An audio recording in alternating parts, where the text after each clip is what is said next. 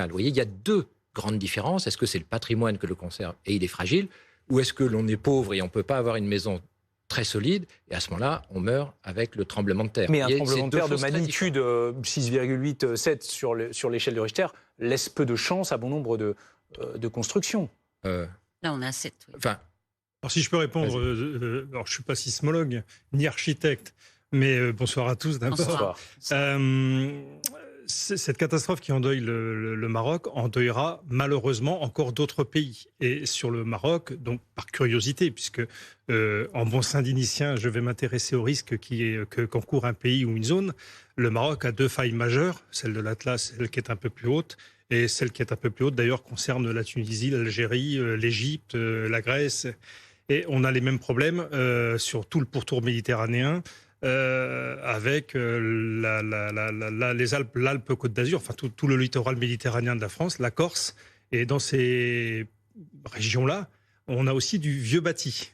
Donc demain, malheureusement, quand nous aurons ce problème-là en France, et il arrivera, demain ou dans 1000 ans, mais il arrivera, on aura un effondrement massif du bâti français.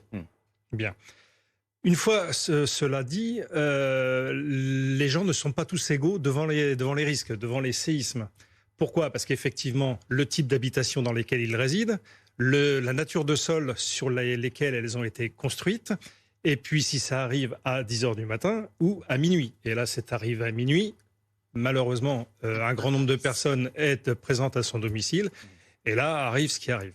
Ensuite, en précurseur de tout ce que je viens de dire, vous avez l'acculturation au risque, c'est-à-dire qu'est-ce qu'un séisme, comment se défend-on d'un séisme. Alors, je peux y revenir tout à l'heure si vous le souhaitez. Absolument, parce que pour rebondir sur vos propos, je me tourne vers Alexandra. Vous êtes à Marrakech.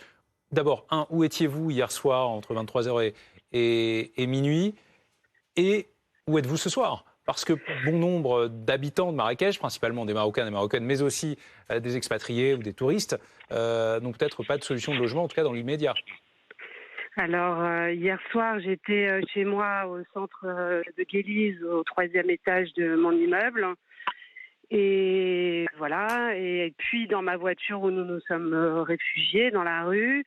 Et ce soir, je suis dans la Palmeraie parce que, comme vous l'avez dit à plusieurs reprises, je crains une autre secousse et que je suis seule avec ma fille et que voilà, je suis en état de choc comme tout le monde, mais j'ai un toit au-dessus de la tête, pardon, ce qui n'est pas le cas de beaucoup de gens à l'heure actuelle. Donc, je suis extrêmement privilégiée. Mais c'est vrai que j'ai quitté l'immeuble dans lequel je vis parce que je ne suis pas tranquille. Autour de ce plateau, quand on parle, et c'était le cas encore il y a quelques minutes, des risques sismiques connus au Maroc, vous qui êtes française mais qui vivez au Maroc depuis quoi, entre 15 et 20 ans, est-ce que vous avez toujours, ou est-ce que jusqu'à hier soir vous aviez à l'esprit très nettement ce risque-là, la possibilité qu'un jour survienne un tremblement de terre, y compris en plein Marrakech? Écoutez, j'avais connaissance de ce qui s'était passé à Agadir dans les années 60.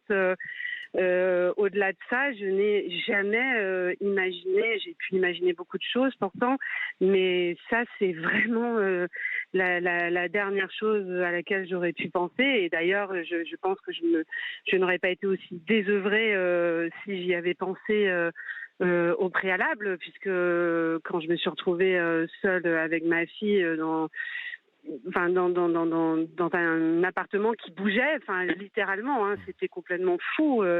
Je ne savais pas s'il fallait que je prenne les escaliers, s'il fallait que je me réfugie sur le balcon, en fait, voilà, je ne savais pas. je ne suis pas japonaise, et je ne vis pas au Japon, donc j'ai pas été... je n'ai pas de connaissances concernant les premiers gestes à faire, et puis j'étais dans mon sommeil, donc si vous voulez, c'est quelque chose d'extrêmement violent parce que vous ne savez pas si c'est la réalité ou si vous êtes dans votre sommeil. Merci Alexandra. Voilà. Merci pour votre témoignage, des hommages qui rythment cette journée. Bonsoir Bouder, merci d'être avec nous. Vous êtes acteur humoriste franco-marocain, bien connu ici en France comme comme au Maroc. Que ressentez-vous ce soir ? Ce soir, déjà j'ai eu une matinée très très compliquée parce que au réveil, on a appris un petit peu la nouvelle. Moi, je l'ai appris ce matin, donc il a fallu appeler mes parents qui sont là-bas, mes oncles, mes tantes, faire vraiment le tour de la famille pour voir comment ça se passe, comment ça s'est passé, si tout le monde va bien.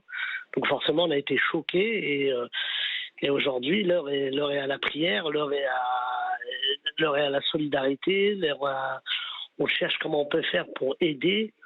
On essaie de mettre en place des choses pour pouvoir un petit peu être solidaire et aider toutes ces familles qui ont été vraiment, vraiment touchées par ce tremblement de terre. Vous êtes franco-marocain, je le disais, les relations historiques, anciennes, profondes, que sais-je encore, entre la France et le Maroc expliquent notamment l'élan de solidarité qui s'est immédiatement déclenché juste après le tremblement de terre. Oui, mais c'est pas juste l'amitié franco-marocaine. Non, je disais notamment, effectivement. Oui, bien sûr. Mais si le séisme s'était passé au Bangladesh, on aurait eu le même élan parce que quoi, c'est des catastrophes naturelles et malheureusement, c'est toujours les habitants des pays qui subissent ça, qui sont un petit peu en galère. Donc forcément, on est touché encore plus parce que moi je suis d'origine marocaine, donc on est encore plus touché, on a peur parce qu'on a de la famille là-bas, parce qu'on a des amis là-bas, et donc forcément le lien il existe et le lien est fort. Et justement, que vous racontent vos proches qui sont là-bas ce soir, près de 24 heures après le tremblement de terre? Ceux qui ont subi le tremblement de terre, c'est-à-dire la famille, moi qui était à table à ce moment-là, mais ils n'avaient jamais connu ça. Donc c'est un truc vraiment, c'est indescriptible.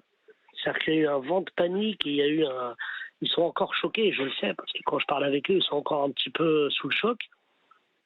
Et forcément, c'est un truc qui est indescriptible, il faut le vivre. Et malheureusement, eux, ils l'ont vécu et ils ont vraiment du mal à...